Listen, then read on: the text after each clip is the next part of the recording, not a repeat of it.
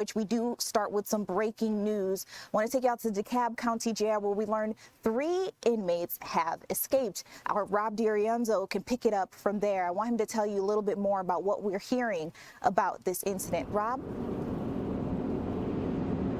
Hey there, Judea. Good morning to you as this garbage truck goes by. Forgive me. Some pretty serious situation down here at the DeKalb County Jail this morning. We're hearing 3 inmates managed to escape custody, and the sheriff's office tells us that at this hour they believe that these inmates should be considered dangerous and potentially armed. I want to put up a picture of these 3 gentlemen on the screen so you can keep an eye out for them. Authorities identified the escapees as 31-year-old Yusuf Minor. He faces 2 counts of armed robbery. Then there's 24-year-old Stevenson Charles, who is charged with murder and armed robbery, and 2 counts of possession of a firearm during the commission of a felony. And then there's 25-year-old Naod Yohannes, who is charged with simple assault, arson, and unlawful acts of violence in a penal institution. Now, the sheriff's office tells us they realized that these fugitives were missing during a routine security check earlier this morning. They say the internal security teams immediately began searching the area and now are working with other local law enforcement agencies to locate and apprehend the fugitives. But as you can imagine, back out here live, there's a degree of concern in the DeKalb County community. What I find interesting at this point, though, is it doesn't seem like things are too out of the ordinary just to the naked eye. We do know that the chopper that DeKalb County Sheriff's Office has is currently on the roof over there, and we haven't seen too much activity this morning in terms of a search. We don't know if deputies or authorities have an idea of roughly where these 3 men can be. But again, very serious charges these men face, and now they appear to be out on the run. A lot of unanswered questions at this point, Judea. We're hoping to gather more information about exactly how these guys were managed to escape custody here early this morning. Hopefully we'll bring that to you later today. Judea.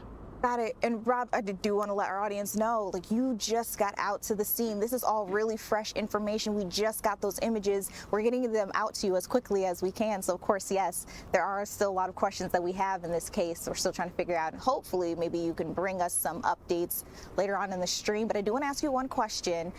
Have you gotten to hear from the sheriff's office? Have they released any kind of statement on, what happened from their words?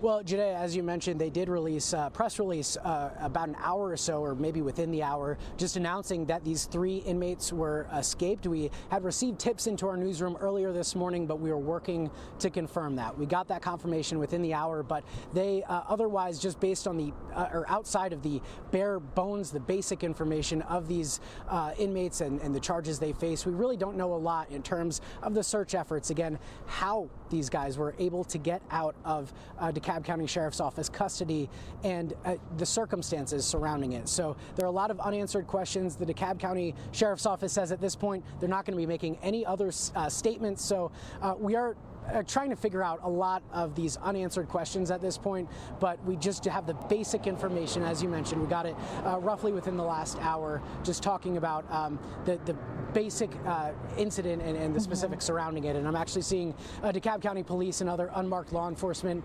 vehicles travel by, perhaps to set up a perimeter in the area. But outside of that, we haven't seen too much in terms of an extraordinary law enforcement presence out here outside of the jail this morning. So we are hoping that they will say more at some point throughout the day. Rob, thank you so much for getting out there so quickly, being able to make it on the stream with us and give us the latest information. If we can come back to me in studio, because I do have a tip line where you guys can leave your information or any information that you may have. That information that you can send to will be the Sheriff's Office Fugitive Tip Line. It's going to be, the number is 404-298-8200. And so essentially what they're looking for there, they're hoping that anybody has seen those 3 individuals that we told you about. Actually, can we pull back up the graphic that has the 3 mug shots? I want to get you guys a good look at these young men. So again, you see them on your screen there. If you know these 3 people, have any idea where they could be, if you see them, for one, officers are telling you not to engage at all with them. They may be armed and they should be considered dangerous at this point in time. But if you do see them, you can call the police. And again, that Sheriff's Office Fugitive Tip Line is 404-298 8-200, hoping that somebody out there knows something. All right, so that's the latest that we have on that. We'll try to check back in a little later on to see what else we can pick up.